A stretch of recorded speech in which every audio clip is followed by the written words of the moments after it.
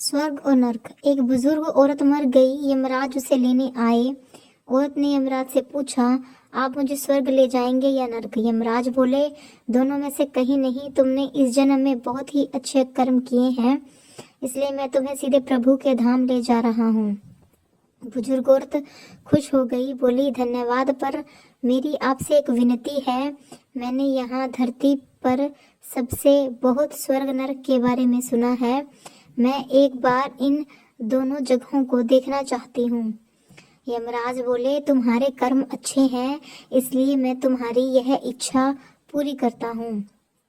चलो हम स्वर्ग और नरक के रास्ते से होते हुए प्रभु के धाम चलेंगे।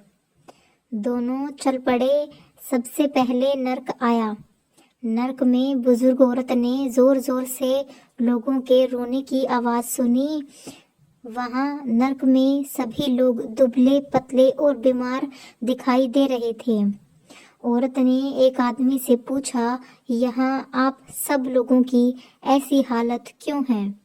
आदमी बोला, तो और कैसी हालत होगी? मरने के बाद जब से यहाँ आए हैं, हमने एक दिन भी खाना नहीं खाया।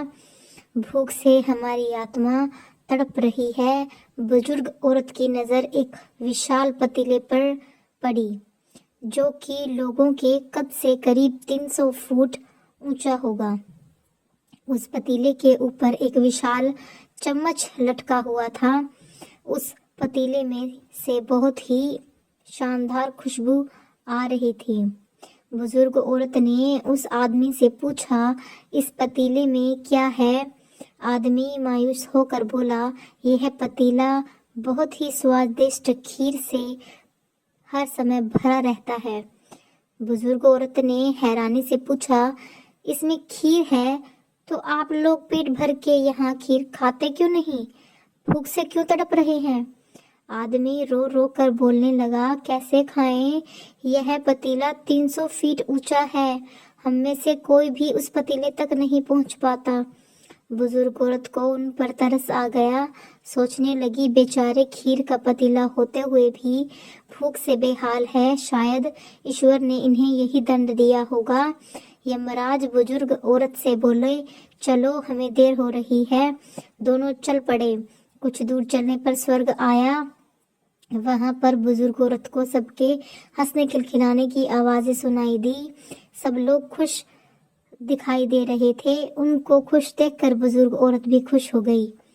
पर वहां स्वर्ग से भी बुजुर्ग औरत की नजर वैसे ही 300 फुट ऊंचे पतीले पर पड़ी जैसा नरक में था। उसके ऊपर भी वैसा ही चम्मच लटका हुआ था। बुजुर्ग औरत ने वहां लोगों से पूछा, इस पतीले में क्या है? स्वर्ग के लोग बोले, इसमें बहुत टेस्टी खीर है। बुजुर्ग औरत हैरान हो गई। उनसे बोली, पर यह पतीला तो 300 फीट ऊंचा है। आप लोग तो इस तक पहुंच ही नहीं पाते होंगे, तो आप लोगों को खाना मिलता ही नहीं होगा। आप लोग भूख से बेहाल होंगे। मुझे तो आप सभी इतने खुश लग रहे हो, ऐसे कैसे?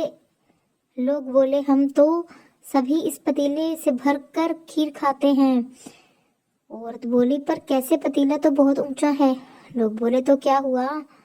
पतीला ऊंचा है तो यहाँ पर कितने सारे पेड़ हैं। ईश्वर ने यह पेड़ पौधे, नदी, झरने हम मनुष्य के उपयोग के लिए तो बनाए हैं। हमने इन पेड़ों की लकड़ी ली, उसको काटा, फिर लकड़ियों के टुकड़ों को जोड़कर विशाल सीढ़ी का निर्माण किया। उस लकड़ी की सीढ़ी के सहारे हम पतीले तक पहुंचते हैं और सब मिलकर खीर का आनंद लेते हैं। बुजुर्ग औरत यमराज की तरफ देखने लगी। यमराज मुस्कुराए और बोले, ईश्वर ने स्वर्ग और नरक मनुष्य के हाथों में ही सौंप रखा है। चाहे तो अपने लिए नरक बना ले, चाहे तो अपने लिए स्वर्ग। ईश्वर ने सबको एक समान हालातों में डाला है। उसके लिए उसके सभी बच्चे एक समान हैं। वह किसी से भेदभाव नहीं करता। वहां नरक में भी पेड़ पौधे सब थे और वही लोग खुद ही आलसी हैं। उन्हें खीर हाथ में चाहिए। वह कोई कर्म नहीं करना चाहते, कोई मेहनत नहीं करना चाहते, इसलिए भूख से बेहाल है। क्योंकि यही ईश्वर का नियम है, जो कर्म करेगा, मेहनत करेगा, उसी को मीठा फल खाने को मिलेगा। आपको ये कहानी कैसी लगी लाइक करके ज़रूर बताएं।